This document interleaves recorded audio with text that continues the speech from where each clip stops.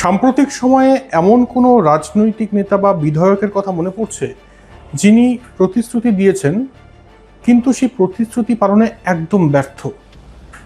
এমন এক রাজনৈতিক নেতা বা বিধায়কের গল্প শোনাবো আজ। তবে গল্প হলো এটা সত্যি। নমস্কার, আমি জয়জ্যোতি, কলকাতা টিভিতে আপনাদের স্বাগত।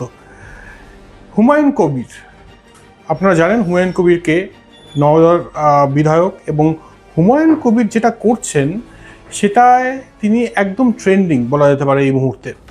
হুমায়ুন কবির 6ই জুন মহামেডানে গিয়ে তিনি প্রতিশ্রুতি দিয়েছিলেন যে বকেয়া রয়েছে মহামেডানে, যে 13 কোটি টাকার বকেয়া রয়েছে, সেই বকেয়া তিনি মিটিয়ে দেবেন।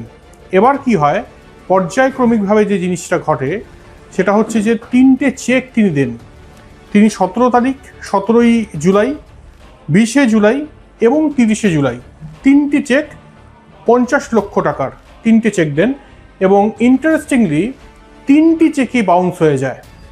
অর্থাৎ যেটা দাঁড়ায়, তিনি যেটা দিচ্ছেন সেটা পুরোপুরি যে ভুয়ো সেটা বোঝাই যাচ্ছে।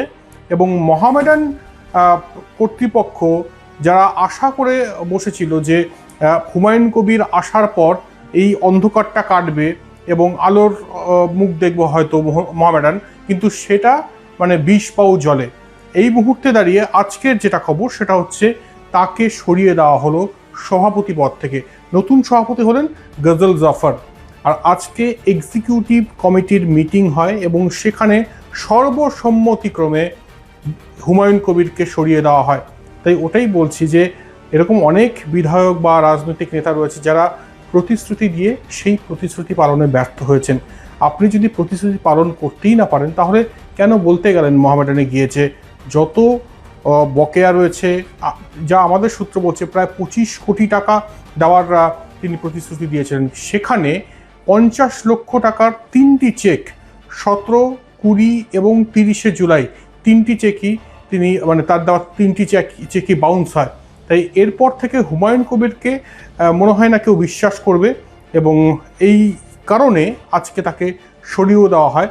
তবে এরপরে মানে এটা তো একটা পার্ট দেখলাম এই সিরিজের, এর পরের পার্টে কি অপেক্ষা করছে সেদিকেও আমাদের তাকিয়ে থাকতে হবে।